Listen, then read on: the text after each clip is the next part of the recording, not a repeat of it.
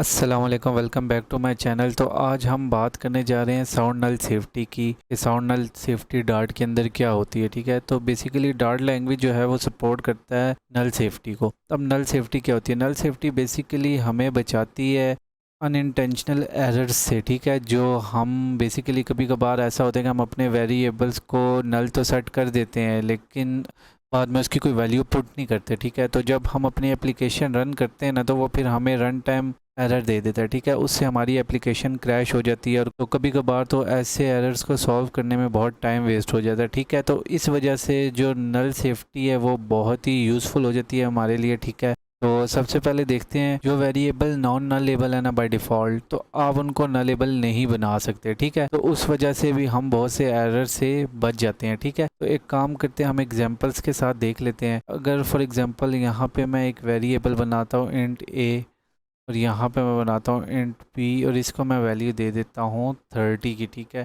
तो यहाँ पे मैं एक वेरिएबल बनाता हूँ इंट सी और इसको मैं 10 की वैल्यू दे देता हूँ। तो अब आप सबसे पहले चेक करें कि मैंने जो वेरिएबल लिखा इंट ए, ठीक है, इसको मैंने कोई भी वैल्यू पुट नहीं की। तो अब बेसिकली जब मैं यहाँ पे फॉर एग्ज़ाम्पल क्या करता हूँ, मैं कहता हूँ बी माइनस ए, तो अब आप चेक करें, यहाँ पे इसने मुझे एरर दे दिया। इसने कहा कि non nullable local variable A must be assigned before it can be use. तो सबसे पहला फ़ायदा तो ये हो जाता है। ठीक है, क्योंकि इसने इसको नल नहीं किया, क्योंकि हमने तो कोई वैल्यू नहीं दी, लेकिन इसने इसको नल की वैल्यू असाइन नहीं की जब तक कि हम इसको नहीं बताएंगे कि ये नलेबल है। तो अभी हमें कह रहा है कि इसकी वैल्यू असाइन करो। ठीक है, तो इसने हमें कंपाइल टाइम में ही बता दिया कि क्या इशू है, वो रिजॉल्व कर लो। ठीक है, तो हम रन टाइम एरर से बच गए। अब मैं क्या कर सकता हूँ? मैं सबसे पहले क्या कर सकता हूँ, मैं एक काम करता हूँ, मैं यहाँ पे ए को कर देता हूँ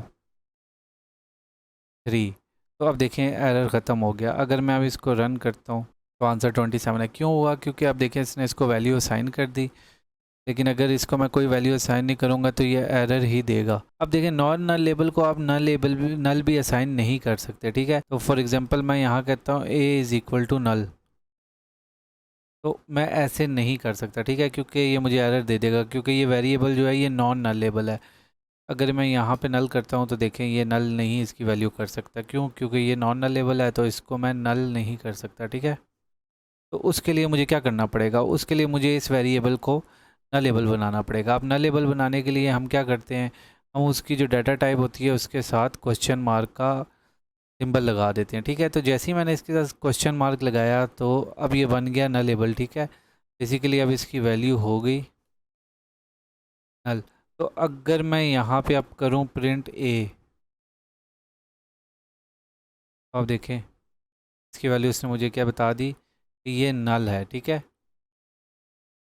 अगर मैं अब दोबारा करूँ तो देखिए ये नल है। ठीक है, और अगर मैं नल नहीं लगाता तो मैं यहाँ पे प्रिंट ही नहीं कर सकता। ठीक है, क्योंकि उसके लिए मुझे फिर इसकी वैल्यू असाइन करनी पड़ेगी। मैं यहाँ पे कहूँगा कि ए इज़ इक्वल टू 2 या 3। ठीक है, तो तब ए को प्रिंट करेगा। ठीक है, तो हम नलेबल कैसे बनाते हैं? नलेबल बनाने के लिए हमें इसके साथ क्वेश्चन मार्क लगाना पड़ता है। ठीक है,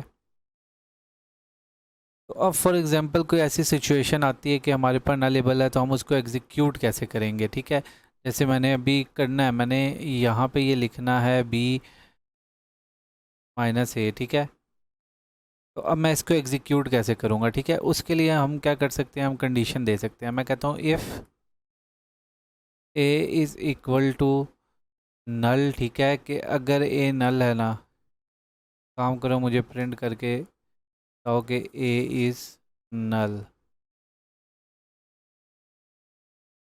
अदरवाइज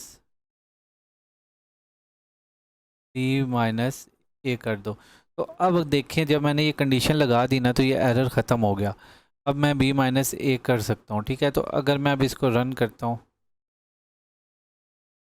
उसने कह दिया ए इज़ नल। क्यों? क्योंकि अब ए की वैल्यू नल हो चुकी है। ठीक है, और अगर मैं अब यहाँ पे ए की वैल्यू असाइन कर देता हूँ 4,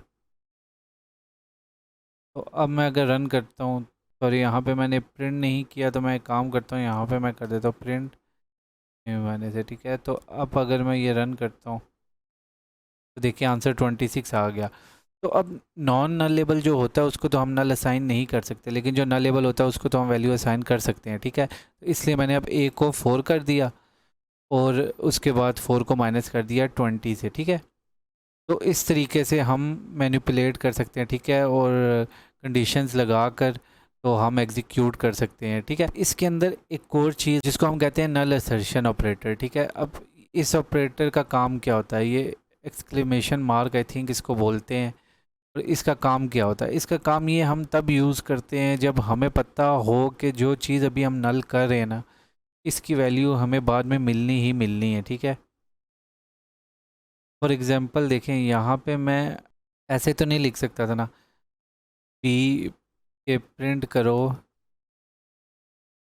पी माइनस ए, क्योंकि ए जो है वो नल है। लेकिन अगर यहाँ पे मैं ए के साथ ये लगा दूँ ना, असर्शन ऑपरेटर, ठीक है, तो अब एरर ख़त्म हो गया। लेकिन इसका मतलब क्या है, इसका मतलब ये है कि ये जो वैल्यू फ़िलहाल नल है ना, मैं इसको बाद में वैल्यू असाइन कर दूंगा, ठीक है। बेसिकली हम बताते हैं कि ये नल नहीं रहने वाला, रन टाइम से पहले पहले ये नल नहीं रहेगा, इसको कोई ना कोई वैल्यू मिल जाएगी।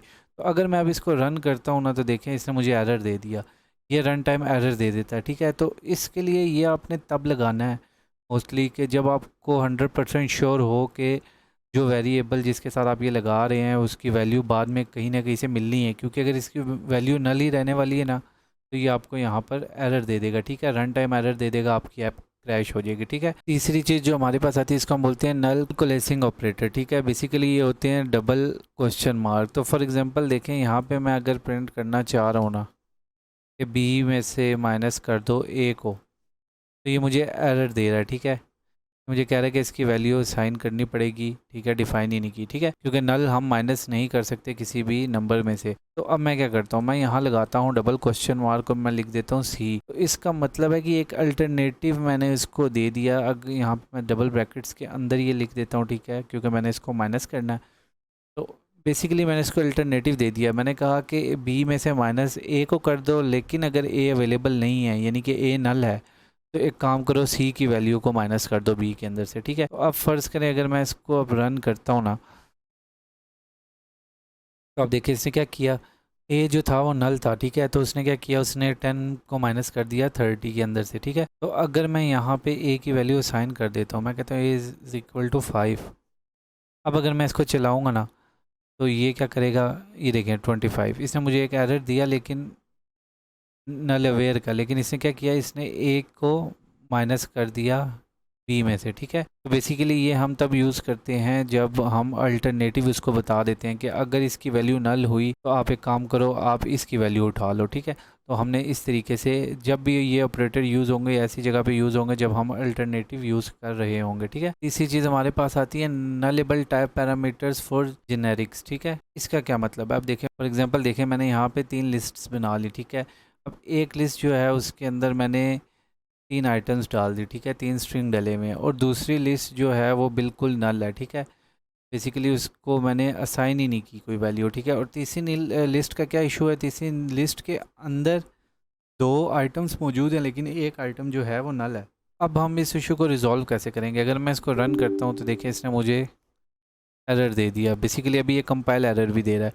उसके लिए हमें क्या करना पड़ेगा, देखिए सबसे पहले हम क्या करते हैं, हम इस वाले लिस्ट, क्योंकि हमें पता है कि ये नल है, ठीक है, इसकी कोई वैल्यू है ही नहीं, तो हम क्या करते हैं, हम इसको नलेबल बना देते हैं।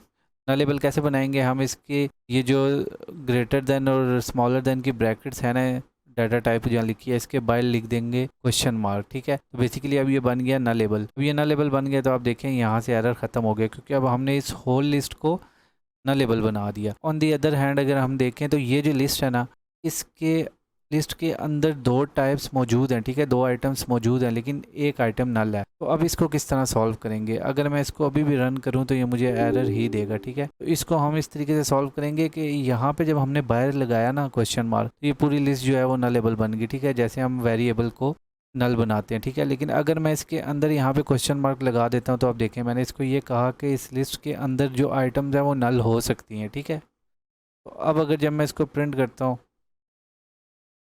तो देखिए इसने ये प्रिंट करके दे दिया। तो हमारे पास जो एरर था वो ख़त्म हो गया, ठीक है। बेसिकली हमने क्या कह दिया, हमने कह दिया ये लिस्ट जो है ये नल ही है, ठीक है। तो नल थी तो हमने इसको नलेबल बना दिया, तो ये एरर जो है ये रिजॉल्व हो गया, ठीक है। और दूसरी तरफ ये जो लिस्ट थी इसके अंदर 2 आइटम मौजूद थे लेकिन एक आइटम नल था, ठीक है। तो मैंने क्या किया, मैंने इसकी जो डाटा टाइप लिखी थी हमने ग्रेटर देन और स्मॉलर देन के उसके अंदर हमने क्वेश्चन मार्क लगाया, ठीक है, क्योंकि लिस्ट के अंदर जो है वो नलेबल आइटम्स है, ठीक है। और जब पूरी लिस्ट ही नलेबल होगी तो हम क्या करेंगे, नल बाहर लगा देंगे, ठीक है। तो इस तरीके से हम नलेबल जो है यूज़ करते हैं डार्ट के अंदर। तो उम्मीद है आपको ये वीडियो पसंद आई होगी और उम्मीद है आपको इसकी समझ आ चुकी होगी। तो अगर कोई बात समझ नहीं आई, अगर कोई कन्फ्यूजन है तो आप कमेंट सेक्शन में मेरे से पूछ सकते हैं, ठीक है। वीडियो अच्छी लगी तो लाइक कर दें, चैनल को सब्सक्राइब कर दें और बेल आइकन को प्रेस कर दीजिएगा ताकि आपको मेरी नेक्स्ट वीडियो का नोटिफिकेशन मिल जाए, ठीक है। तो मिलते हैं नेक्स्ट वीडियो में। अल्लाह हाफिज़।